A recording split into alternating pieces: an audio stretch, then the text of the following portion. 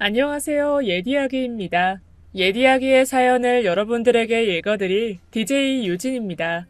구독과 좋아요는 채널 운영에 큰 힘이 됩니다. 꼭 부탁드리며 저는 여러분들의 댓글도 모두 읽고 있습니다. 댓글도 많은 참여 부탁드립니다. 그럼 오늘의 사연 바로 시작할게요. 아이를 낳고 키우고 육아하는 데 있어서 책임감과 계획은 꼭 필요하다고 생각합니다. 어쩌다 실수로 생긴 아이일지라도 말이죠. 안녕하세요. 무책임한 오빠의 금쪽 같은 지새끼를 내 새끼로 키우고 있는 여동생입니다. 모두에게 생명은 귀하고 한없이 소중하다고 생각해요. 하지만 전 저희 오빠를 바로 옆에서 봐오면서 그런 것도 결국엔 사람마다 다르다. 인간이 덜 된 사람은 아이를 키울 능력도 주제도 되지 않는다라는 생각을 가지게 되었습니다. 오빠는 집안에서 거의 내놓은 자식이나 마찬가지였어요. 워낙에 학교 다닐 때부터 사고를 밥 먹듯이 치고 틈만 나면 학교 빠지고 누굴 패서 억지로 봉사 다니고 모범생이었던 저와는 차원이 달랐죠. 그런 오빠 때문에 되려 반면 교사로 나라도 부모님 속 썩이지 말자 하고 바르게 자란 것도 있지만요. 그래서 집안에서 오빠는 이름으로 불리지 않았습니다. 개망난이었어요. 가족들이 집안이 조용하면 불안해하곤 했습니다. 개망난이 어디 나가서 사고치고 있는 거 아니냐면서 말이죠. 그런데 정말 무소식이 희소식이더라고요. 희한한 소식이요. 여느 때처럼 학교에서 크게 사고를 치고는 부모님께 뒤지게 혼나고 몇 달간 집에 안 들어오던 오빠는 한 손에 아기를 안고 돌아왔습니다. 대충 무슨 일인지를 감지한 듯 새파랗게 질린 얼굴의 엄마는 오빠에게 그 아이 뭐냐고 물었고 오빠는 무슨 곶감 세트 내밀듯 불안에 떠는 엄마에게 아기를 디밀며 지 새끼라고 하더군요. 아이고, 내 새끼. 아니, 내 딸이라는데 나는 생긴 줄도 몰랐지. 그런데 이거 봐. 내 눈이랑 코랑 똑 닮지 않았어? 완전 붕어빵이야. 엄마는 그대로 쓰러졌고 아버지는 때릴 기세로 골프채를 들고 서 계시다가 쓰러지는 엄마를 안으셨어요. 내민 아이를 받아든 건 저였습니다. 오빠는 쓰러진 엄마를 뒤로 하고는 제 용돈을 뜯어내고 바로 나가버렸어요. 개 망나니가 아닌 개 말종 같은 게 부모님 신경은커녕 지가 싸질러 놓은 지새끼도 신경을 안 썼어요. 부모님께서는 애기 엄마 데려오라고 그래도 식이라도 올리고 제대로 살아보라고 오빠를 혼내기는커녕 타이르셨습니다. 그리곤 얼마 지나지 않아 아이의 엄마라는 사람이 집에 왔는데 딱 봐도 제 나이 또래 학생 같았습니다. 학생이지만 학교는 안 다니고 중퇴했다고 하고 부모는 계시지만 한 분은 행불에 한 분은 저희 오빠처럼 무책임하고 신경 안 쓰시는 분인 건지 연락이 안 된다고만 했어요. 오빠도 문제지만 아기 엄마도 무척이나 철없고 생각 없어 보였습니다. 하긴 생각이 있었으면 그 어린 나이에 아이를 가지고 무턱대고 낳지는 않았겠죠. 이 결혼, 이게 맞을까 싶었는데 부모님 마음은 저와는 달랐습니다. 얼레벌레 결혼식도 급하게 마련하시고 별의별 노력을 다하셨어요. 남들이 보기에 그래도 자연스러운 보통의 가정처럼 보이려고 애쓰셨죠. 옆에서 제가 보기에 안쓰러울 정도로 말입니다. 반면에 철딱선이 없는 오빠는 그런 부모님의 노력에 별 관심이 없어 보였고 그저 귀찮은 듯한 표정만 가득했어요. 아이 엄마도 시큰둥한 태도에 어쩔 수 없다는 듯 억지스러운 표정만 지었습니다. 그렇게 어린 신랑 신부가 되어서 저희 집에 들어와 같이 살았고 그 억지스러운 꾸며진 신혼생활은 2달도 되지 않아 끝나버렸습니다. 아이 엄마가 도저히 자기는 애 엄마도 부인도 하기 싫다고 집을 나가버렸거든요. 생이별, 진짜 생이혼을 해버렸어요. 엄마는 또 쓰러지셨고 아빠는 뒷목을 잡으셨습니다. 그런데 철딱서니 오빠는 부모님과는 사뭇 달랐어요. 오빠는 꼭 무거운 짐을 벗어 던졌다는 듯이 홀가분해하면서 신나 보였습니다. 애초부터 잘 안 맞았고 애 때문에 억지로 결혼하는 것도 별로였다고 하면서 말이에요. 그리고 그때도 아이는 제 품에 있었어요. 이 애가 무슨 죄인지 저딴 부모 만나서 안타깝고 안쓰러울 뿐이었습니다. 아이도 어렸지만 그 당시 저도 어렸습니다. 그때 막 고2가 되었을 때였으니까요. 그래도 애기 보고 싶어서 학교 끝나면 득달같이 집에 오자마자 애기부터 보고 공부할 때 독서실 가야 하는데 독서실 안 가고 애기 포대에 싸서 안고 놀이터에서 그네 타면서 영어 단어 외우고 그랬었어요. 그래도 고모라고 오빠 딸이라서 그런 건지 이쁘더라고요. 그리고 시키지 않아도 제가 알아서 아이를 그렇게나 잘 보니 오빠 입장에서는 얼마나 편했겠어요. 오빠는 성적도 안 돼서 겨우겨우 부모님이 돈 주고 보낸 대학 다니면서 술 처먹고 다니고 노느라 바빴습니다. 그래도 애 아빠니 대학은 나와야 된다면서 곧 죽어도 부모님께서 고집하셨는데 그마저도 졸업장은 못 받았죠. 수업도 제대로 안 들었으니까요. 그러면서도 남들 하는 건 다 하고 싶었는지 차 사달라, 대학 친구들이랑 어울리려면 뭐가 필요하다, 돈 더 달라 난리도 아니었어요. 진짜 저 시키 정신 차리려면 아직 멀었구나 하고 전 무시하기에 바빴습니다. 그런데 그렇게 제가 개무시하는 오빠는 절 이용해 먹기 바빴어요. 이제 고3이 되고 정말 아이 볼 시간이 없었는데 제가 집에 오면 약속이 있다면서 무턱대고 저에게 아이를 안기고는 나가버리기 일쑤였습니다. 부모님께서도 생업이 있으셨기 때문에 저도 어찌할 수가 없었어요. 할 수 없이 아이 밥 먹이고 재우고 기저귀 갈면서 수험 생활을 했어요. 진짜 수능날에도 아기 데리고 갈 뻔했다니까요. 그렇게 친아빠인 오빠보다 제 손 뗄 날 없이 조카는 커갔습니다. 제가 오빠에게 아이 좀 보라고 한 소리라도 할라치면 능구렁이 같은 오빠는 늘 요리조리 피해갔어요. 야, 너는 머리도 똑똑한 애가 그렇게 안 돌아가냐? 내가 빨리 나가서 애기 엄마를 물색해야 네가 그 애를 보는 거 그만하지 않겠어? 빨리 새언니감을 데려올 테니까 그만 좀 보채. 그러니까 나 나간다. 아이 때문이라도 빨리 재혼해야 하지 않겠냐면서 저에게 사정을 말하는데 그때는 저도 어렸으니 그 말도 안 되는 말에 수긍했습니다. 조금만 참자, 조금만 봐주자 하는 생각으로 말이죠. 그렇게 제가 어린 나이에 고모가 아닌 보모 역할을 하다 원하는 대학에 가게 되었어요. 진짜 오빠같이 안 살고 부모님 편하게 해드리자는 생각으로 명문대에 학비 고민 없이 갔습니다. 넉넉한 점수로 말이죠. 아시는 분들은 잘 아시겠지만 대학은 입학보다 다니면서 점수 관리 잘하는 게 제일 중요해요. 좋은 대학일수록 졸업이 힘들거든요. 그래서 정말 열심히 해야지 생각했는데 입학 날부터 오빠가 제 첫 스타트를 회방 놓았습니다. 신입생 오리엔테이션에 가야 되는데 그럼 아이 볼 사람이 없다면서 저에게 오리엔테이션 가지 말라고 하는 거예요. 그것만은 절대 안 될 것 같아서 단호하게 절대 안 된다고 하고는 친구들을 처음 만날 기대에 부풀어 가방도 다 싸놓았죠. 그런데 그 다음날 제가 대학교 OT에 가려고 싸놓은 짐가방이 사라져 있는 거예요. 중요한 거 다 담아놓았는데 말이죠. 짐가방은 사라지고 그 위엔 종이 한 장이 달랑 놓여 있었습니다. 미안하다 동생. OT는 다음 생에 가는 걸로. 그 미친 자가 제 짐가방을 들고 날라버린 거예요. 저 진짜 그날 제 인생에서 제일 많이 울었던 것 같습니다. 그래서 엄마께서 달려 나오셔서 저 달래시고 일단 급한 대로 챙겨서 오리엔테이션 가라고 막 등 떠밀고 그러셨어요.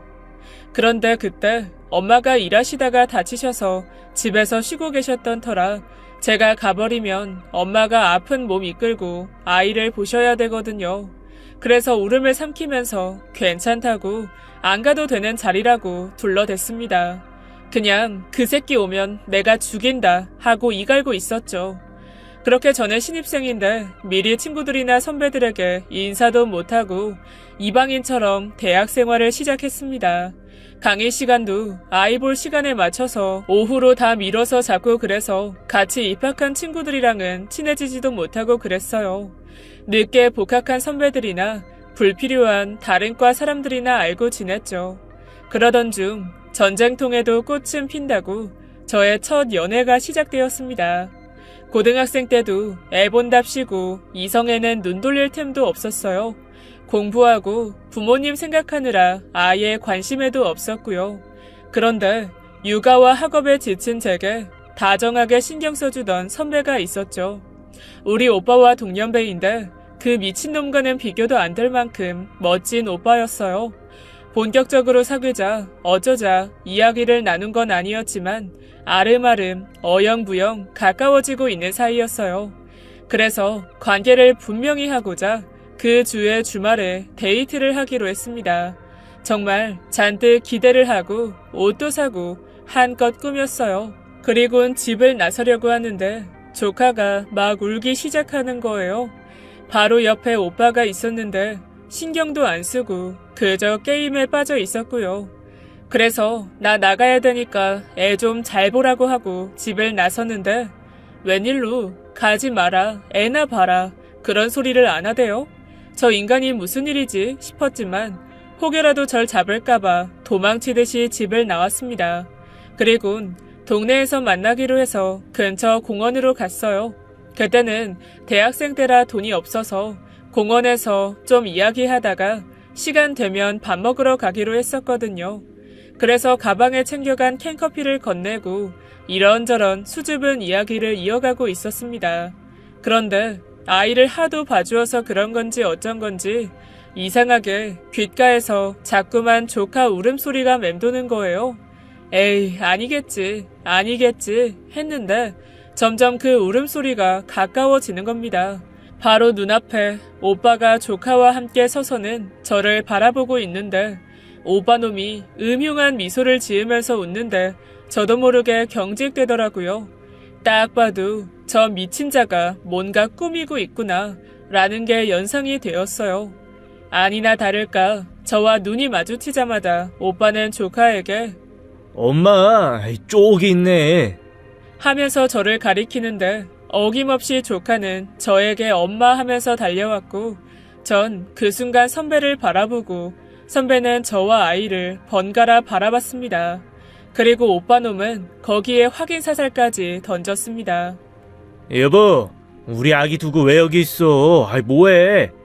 진짜 이놈이 제대로 미쳤구나 하고 보는데 선배가 당황해서는 들고 있던 커피캔도 떨어뜨리고는 오빠놈에게 연신 죄송하다는 인사를 꾸벅하고는 도망치듯 자리를 피해버렸습니다. 네, 그렇게 제 첫사랑은 끝났어요. 놀이터에서 조카를 안고 너무 억울해서 울었네요. 육아로 다친 제 청춘이 첫사랑으로 열리는 줄 알았는데 오빠로 인해 다시금 다쳐버렸습니다. 그 후에 그 선배는 수업에서 만나거나 어쩌다 마주쳐도 그저 목례만 하고 저를 차갑게 지나쳐버렸어요. 그렇게 비구니처럼 남자들과는 멀어졌지만 오히려 조카와는 더욱 애틋해졌죠. 태어나서 줄곧 제 손에 컸으니 자연스럽게 저를 엄마라고 부르더라고요. 걱정은 됐지만 내심 좋았어요. 진짜 제 새끼 같았고요. 그러다 저는 대학 졸업을 앞두고 취업 준비를 하게 되었고 취업 준비를 하면서 또 다른 인연을 만나게 되었습니다.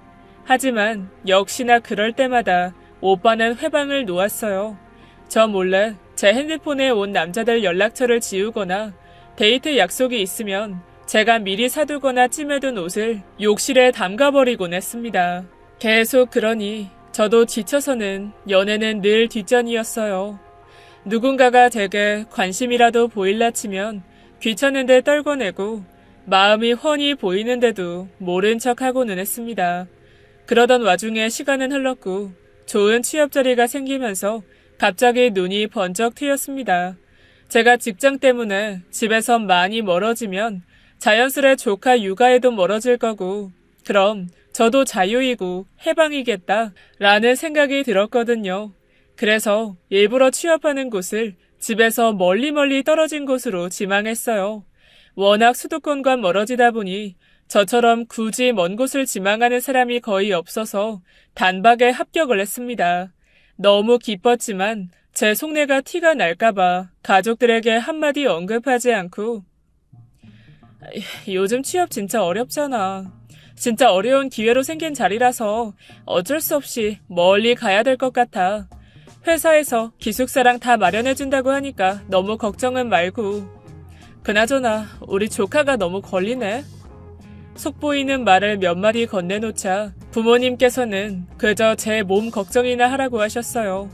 오빠 놈은 그 와중에 하는 말이 정 그러면 조카를 데리고 가라는 개소리를 시전했어요. 그때는 조카가 좀 자라서 7살이라서 말도 곧잘하고 저랑 장난도 치고 그럴 때였어요. 아무리 어려도 제가 멀리 간다는 것쯤은 인식할 수 있었죠. 어른들이 모여서 이런저런 이야기를 하니 갑자기 울음을 터뜨리더라고요. 엄마 가지 말라면서 말입니다. 제가 작정하고 가는 거긴 하지만 너무 서럽게 우니까 마음이 아프더라고요. 꼭 진짜 제 친자식이랑 생이별하는 느낌이랄까요? 아무리 그래도 나 없이도 잘 지내겠지. 내가 없으면 오빠가 더 잘하겠지 라는 생각이 컸어요. 아쉬운 이별을 뒤로하고 회사에서 마련해준 기숙사에서 지내고 이런저런 일을 배우면서 바쁘게 지내는데 다른 건 생각이 안 나도 자꾸만 잠들기 전에 조카 생각이 나는 거예요. 뭘 먹어도 이거 우리 조카가 좋아하는 건데 지금 잘 시간인데 지금 좋아하는 만화 볼 시간인데 하면서 별의별 생각들이 다 들었습니다. 오히려 제가 너무 조카가 보고 싶었어요.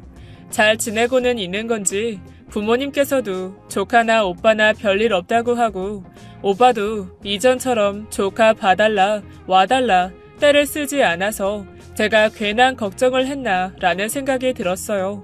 오히려 내가 일찍 자리를 좀 비웠어야 했나 싶었습니다. 그런데 그게 괜한 기우가 아니었어요. 퇴근하고 기숙사로 막 들어서려는데 익숙한 목소리가 들려왔습니다.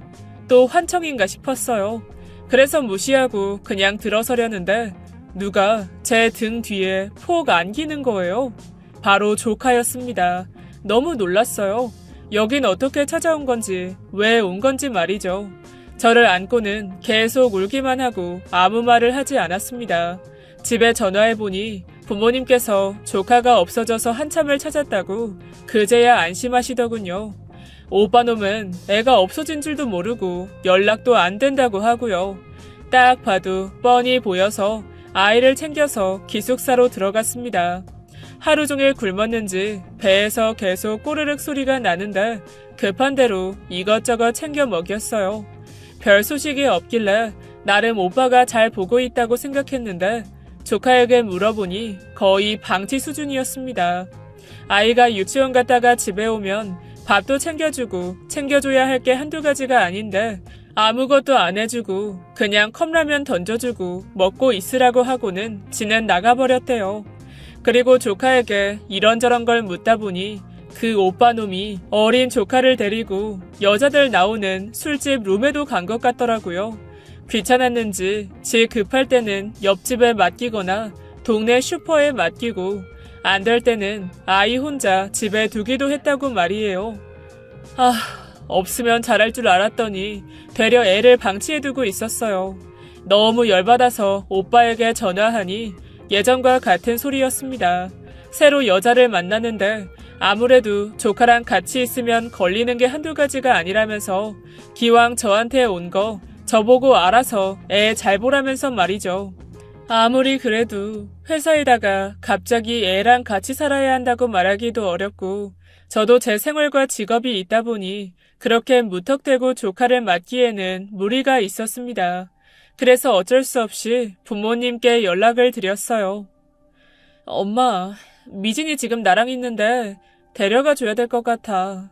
여기 집 회사 사택이잖아. 여기서 내가 애를 어떻게 맡아. 빨리 좀 와서 데려가 줘. 우리도 그러면 좋겠는데 지금 바로는 힘들 것 같아. 너 있는 곳이 여기서 좀 멀어야 말이지. 거의 하루를 버리고 가야 되는데. 알잖아. 나랑 너희 아빠 하루 벌어 하루 사는 사람인데. 엄마, 그게 지금 나한테 할 소리야?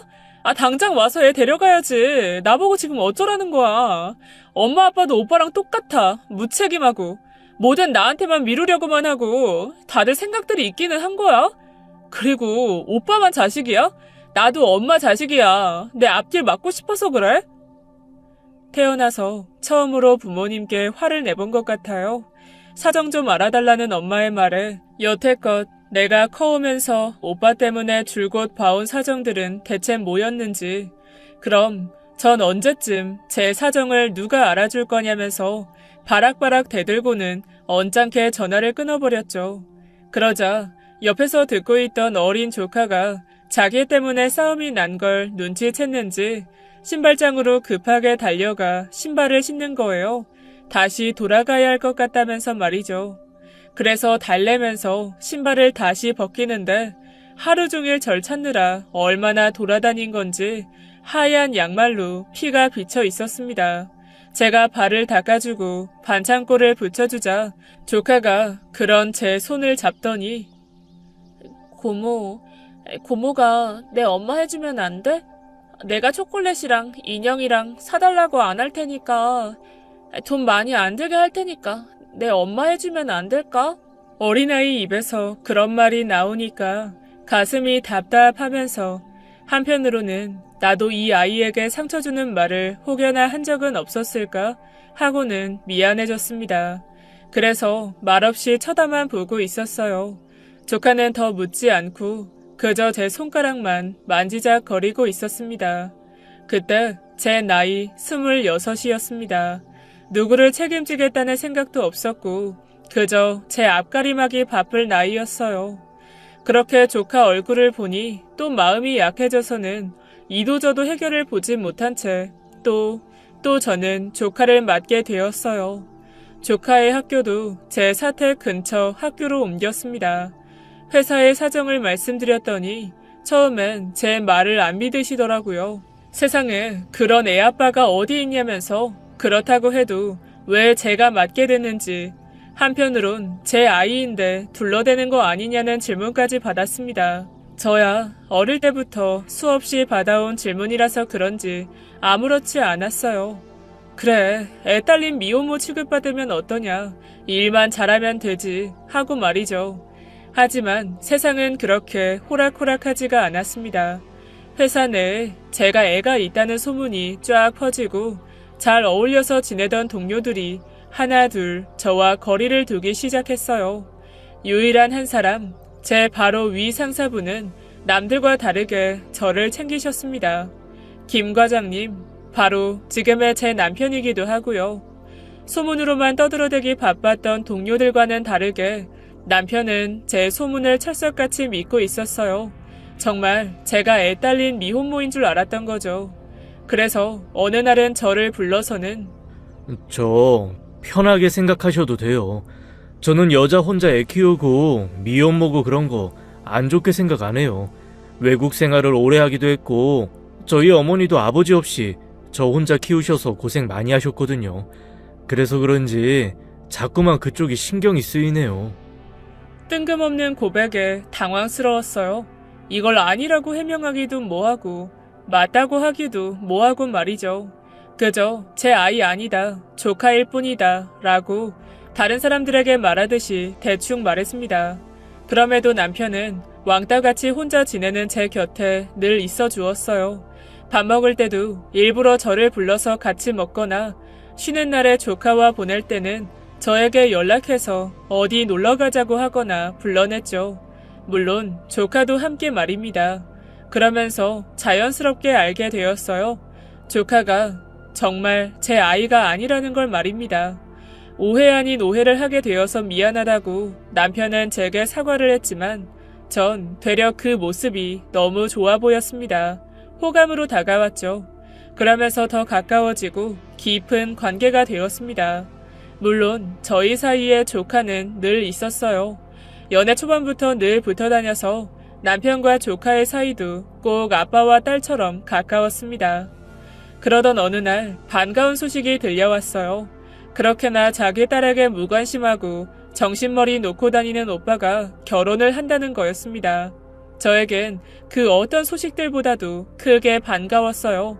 하지만 그 소식에 조카의 얼굴은 많이 어두웠고 그 계기로 조카를 데리고 집에 돌아가게 되었습니다. 울며 불며 가기 싫다는 걸 겨우겨우 데리고 본가로 갔어요. 그런데 본가에 도착해서 보니 오빠와 결혼한다는 여자는 보이지 않고 오빠는 온 가족을 다 모아놓고 한다는 말이 저기 엄마 아빠, 내가 이번에 만난 여자는 진짜 진지해. 그래서 정말 놓치고 싶지가 않아. 그런데 그 여자가 내가 딸이 있는 거 몰라. 만나면서 진지한 사이가 되면 정말 말하려고 했어. 그런데 사람이 너무 좋다 보니까 놓칠까봐 말이 안 나와서. 내 딸 엄마 아빠 호적에 올리면 안 될까? 아이 그냥 지금처럼 어차피 나 아빠 목한 거 없었잖아. 안 그래? 제발. 아이 제발 내 소원이야. 내 딸 좀 부탁해. 전 순간 제 귀를 의심했어요.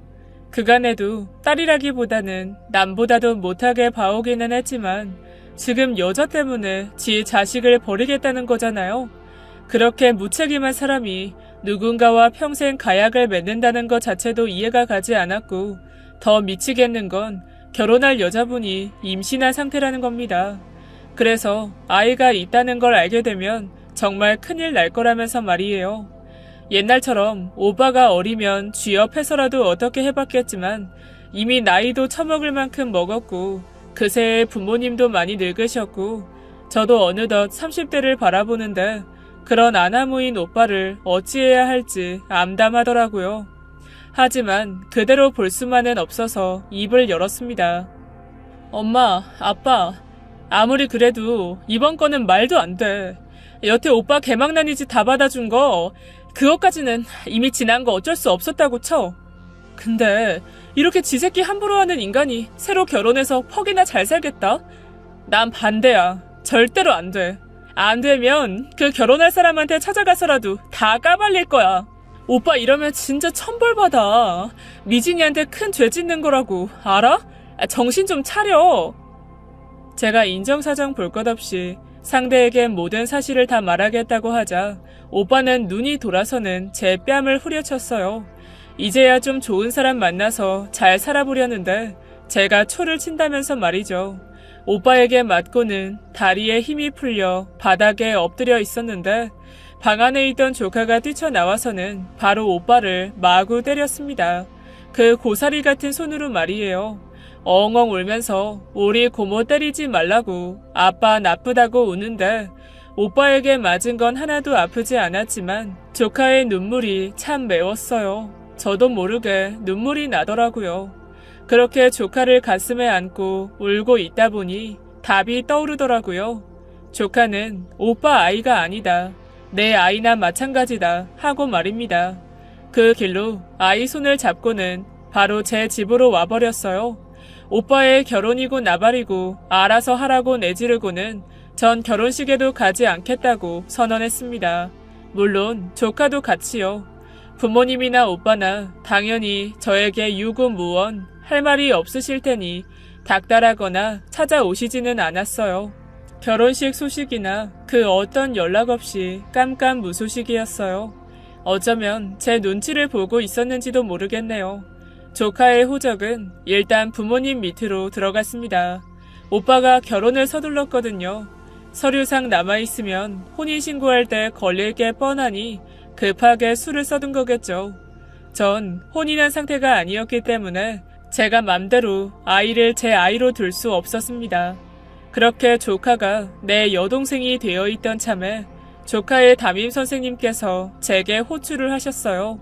아이가 요새 조금 이상하다면서 말이죠. 그래서 급하게 시간을 내서 학교에 찾아갔어요. 이제 중학교에 가야 할 나이인지라 선생님과 이런저런 면담들을 하는데 조카만이 유일하게 진로 관련해서 아무 말이 없었다고 말이죠. 그러면서 선생님께서 면담시에 적어둔 것들을 제게 보여주시는데 조카는 자기 자신을 깍두기라고 지칭을 했더라고요. 아빠의 딸이 될 수도 없고 그렇다고 할머니 할아버지의 손주가 될 수도 없으며 고모의 조카도 아닌 형제도 아닌 그냥 깍두기라고 말이에요. 한참 예민할 시기라서 그런지 많이 혼란이 온 듯해 보였습니다. 아이 사정을 잘 알고 있는 담임 선생님께서도 조카가 많이 힘들어 보인다고 말해주셨어요. 위태롭다고 말이죠. 관계 정리를 분명히 해야 할 것 같았습니다. 그래서 무슨 마음인 건지 그때 한참 만남을 이어오고 있던 과장님, 지금의 남편에게 적극적으로 말했어요. 연애는 이제 그만하고 결혼을 생각하자면서요. 그것도 1년 안에 말이죠. 제가 갑자기 적극적으로 결혼 얘기를 꺼내자 남편은 당황스러워하면서도 고맙게 응해 주었습니다. 그러면서 전 솔직하게 털어놓았어요. 사실 결혼을 서두르는 건 조카 때문이에요. 정말 미안하지만 결혼과 동시에 조카가 우리 아이가 될 거예요. 그런 건 괜찮아요? 안 된다고 하면 바로 결혼 접을게요. 조카가 중학생 되기 전에 결혼하고 서류 정리해서 내 아이로 만들 거예요. 이상하게 들릴지 모르겠지만 진짜 제 아이나 마찬가지예요. 태어나서 지금까지 제 손으로 다 키웠고 앞으로도 내가 계속 키우고 싶고 지금 서두르는 건 아이가 너무 혼란스러워해서 마음에 병이 생길까봐 급하게 하는 거예요. 무슨 말을 어떻게 떠들어댔는지 잘 기억이 나진 않지만 남편은 제 이야기를 묵묵히 들어주었고 시댁에 설명을 드릴 시간이 필요하다고 했습니다. 남편도 조카를 오래간 봐왔기 때문에 그런 사정이라면 입양도 나쁘지 않게 생각하고 키울 마음도 분명 있다고 했죠. 그저 시부모님 설득에만 신경 쓰겠다면서 제가 원하는 날짜 안에 결혼하고 입양까지 모조리 하겠다고 하며 절 안심시켜 주었습니다. 지금 생각해보면 너무나 뻔뻔한 제안이었지만 그만큼 남편이 절 많이 배려해주고 조카와 정이 많이 들었었던 것 같아요. 그저 고마울 뿐이죠. 그렇게 아이에게만 온전히 신경을 쓰고 있던 와중에 오빠에게 연락이 왔습니다. 당장 그 주에 주말에 결혼할 거니까 오고 싶으면 오든지 말든지 하라면서 말이죠. 그 이야기를 들으니 5만 가지 생각이 다 들더라고요. 결혼식에 가서 모든 이야기를 다 털어놓고 다 엎어버리고 올까?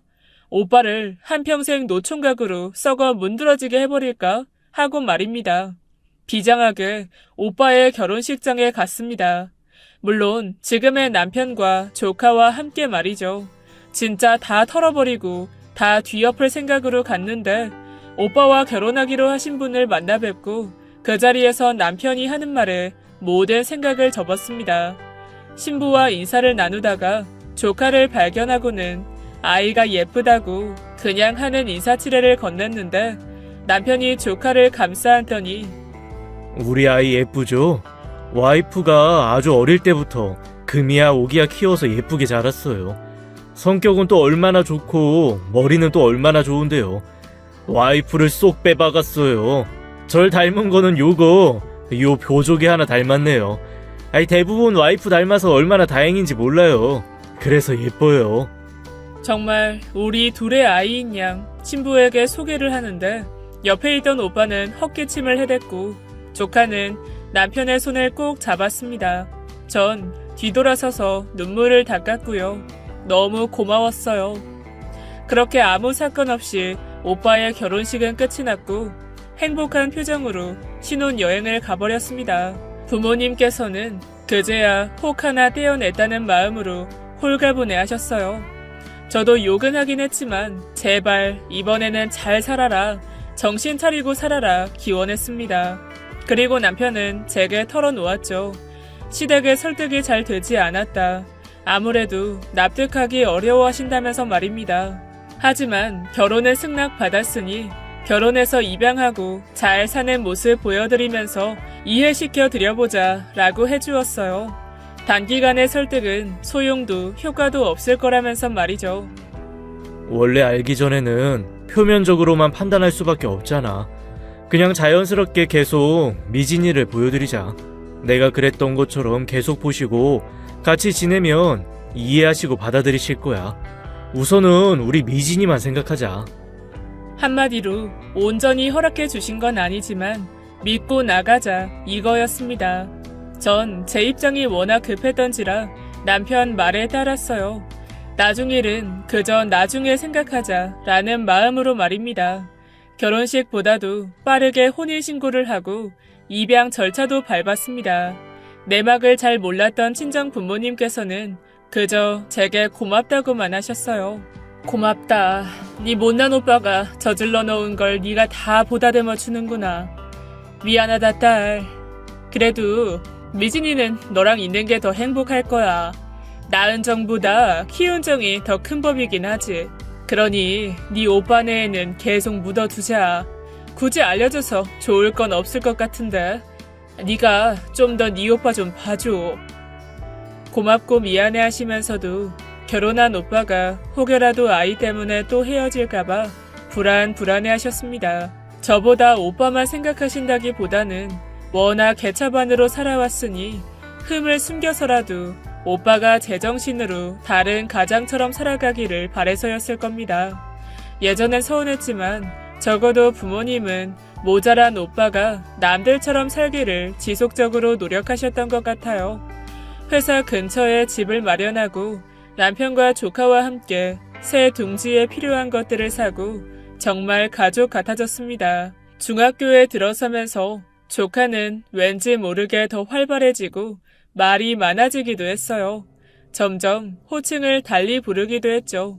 전에는 남편에게 늘 어색하게 아저씨 했었는데 남편이 계속해서 학교에 데려다 주니 어느 날은 하교하고 멀리서 달려오는데 자연스럽게 남편에게 아빠라고 부르면서 친구들에게 인사를 시켜주더랍니다. 그리고 제게는 어느샌가 고모라는 호칭은 없어지고 아예 절 지칭하지 않고 어물쩍 필요한 말만 했었는데 중학교 들어가고 우리 가족 셋이서 처음으로 맞는 아이의 생일에 제게 말해주었습니다. 엄마, 그동안 키워줘서 너무 고마웠고 앞으로도 엄마한테서 안 떨어질 거야. 내 고모로 와서 엄마가 되어줘서 너무 고맙고 사랑해. 제가 품고 낳은 것은 아니지만 제가 줄곧 키워오고 같이 교감한 세월이 길어서 그런지 조카가 저 같고 제가 조카 같고 그랬어요. 그게 결국은 가족이 될 수밖에 없었던 과정이었던 것 같아요. 지금은 제 남편의 성씨에 정말 남편의 보조개를 쑥 닮은 우리의 아이입니다. 그리고 아이의 친부인 오빠는 외국에서 본인의 가정에 충실한 채 살고 있어요. 오빠의 자식이었던 우리의 아이가 오빠의 조카가 되어버렸죠. 그렇다고 비난하거나 책망하지는 않아요. 지금은 되려 제 아이가 되게 해준 것을 고맙게 생각하고 있습니다. 지금까지 예디학이었습니다. 끝까지 함께 해주신 여러분 진심으로 감사드리며 전 내일 이 시간 다시 돌아올게요. 감사합니다.